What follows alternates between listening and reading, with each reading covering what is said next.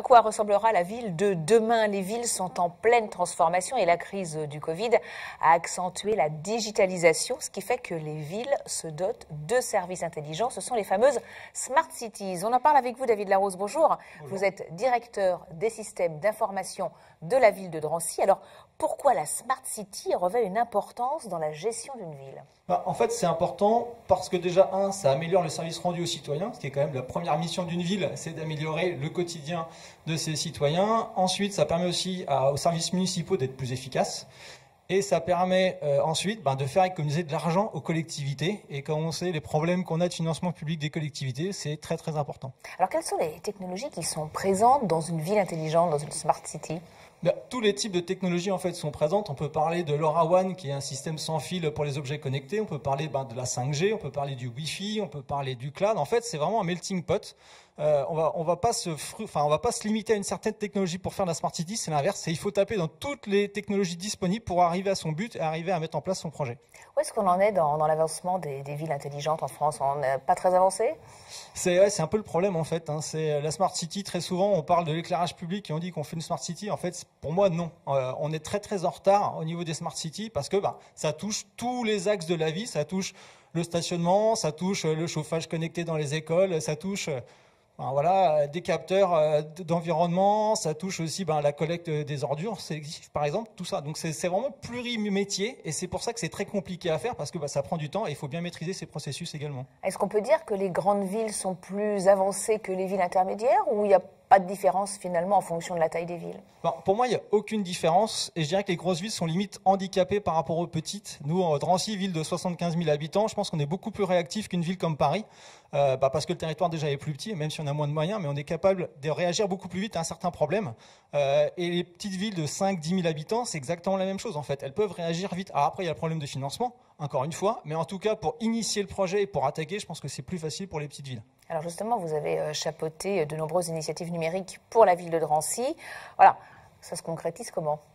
Ça se concrétise déjà par une idée ou un besoin politique. En fait, il y a quelqu'un, un maire, un élu qui vient vous voir et qui vous dit voilà, j'aimerais améliorer ça. Et après, la DSI, moi, mon boulot, c'est de dire quelles sont les technologies qui sont disponibles pour que je puisse avancer sur ce projet. Donc après, on peut utiliser de l'intelligence artificielle, on peut utiliser des objets connectés, ça dépend vraiment des besoins. Là, avec le Covid, par exemple, dans les écoles, on avait une problématique en fait pour le niveau de CO2 dans les classes. Donc on a mis des objets connectés, indicateurs de CO2, mais aussi de température dans les classes des écoles. Et ça nous a permis deux choses. Aux enseignants d'avoir un rapport visuel sur est-ce qu'il faut aérer la classe ou pas. Et nous, en termes de services techniques, de voir les courbes de chauffe des écoles, si c'était adapté ou pas. Donc on fait d'une pierre deux coups. C'est-à-dire que d'un côté, on satisfait un besoin qui est de veiller au bon niveau de CO2 dans les classes. Et nous, derrière, on fait des économies de chauffage parce qu'on peut vraiment monitorer ensuite le niveau de chauffage dans les classes. Alors ça, c'est un exemple. Puis il y en a un plus récent qui est celui du comptage des voix électorales lors des dernières élections. Voilà. Ça a aidé considérablement. Ça, c'était d'ailleurs, le besoin est venu du fait que là, on avait une double élection à gérer. Donc, on avait les régionales et les départementales à faire en même temps. Donc, nous, ça faisait du coup 72 bureaux de vote à gérer au lieu de 36. Donc, vous imaginez bien, en termes de logistique, ça n'a plus rien à voir. Et là, du coup, on a réfléchi à dire comment on peut aider cette double élection. Et en fait, voilà, on a développé des applications sur iPad, que ce soit pour la participation, que ce soit pour le comptage des votes, et pour aussi le résultat. Et dites-vous que 72 bureaux, c'est 720 appels dans la journée pour dire toutes les heures le taux de participation. Donc, grâce à ça, on a pu éliminer 720 appels, ce qui a permis au service d'état civil de se concentrer sur les vrais problèmes qu'on avait ailleurs, plutôt que juste sur récolter un nombre de voix. Justement, à ce propos, comment est-ce que vous vous êtes servi du cloud AWS pour mener à bien cette initiative? Le cloud AWS a quelque chose d'assez fort pour moi, c'est que ça m'évite, de réinventer la roue. Et ça, en informatique, si on peut éviter de réinventer la roue, c'est toujours mieux. Mais également, en termes de sécurisation et de sécurité, c'est très important.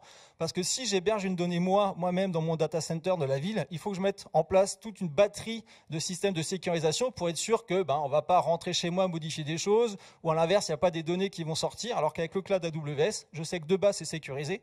Et c'est très facile ensuite pour moi d'utiliser l'accès à des données ou de pousser des données dans le cloud via n'importe quelle connexion 4G ou Wi-Fi. Alors justement, comment est-ce que les collectivités pourraient se servir du cloud pour accélérer leur transition numérique?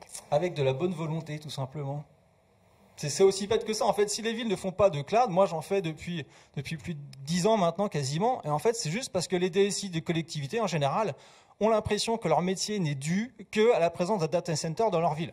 Moi, je n'ai plus de data center dans ma ville depuis 7 ans et c'est pas pour ça que je fais plus mon métier. C'est juste que je fais un métier pour moi qui est plus intéressant, plus réactif et plus intelligent. Mais est-ce qu'il n'y a pas des freins liés par exemple à la sécurité des données? Non, tout ça, c'est vraiment pour moi, c'est vraiment une mauvaise excuse pour les décider de ne pas faire en fait. C'est-à-dire que pour moi, c'est plus sécurisé quand ma data est dans un cloud géré par des professionnels que dans une ville.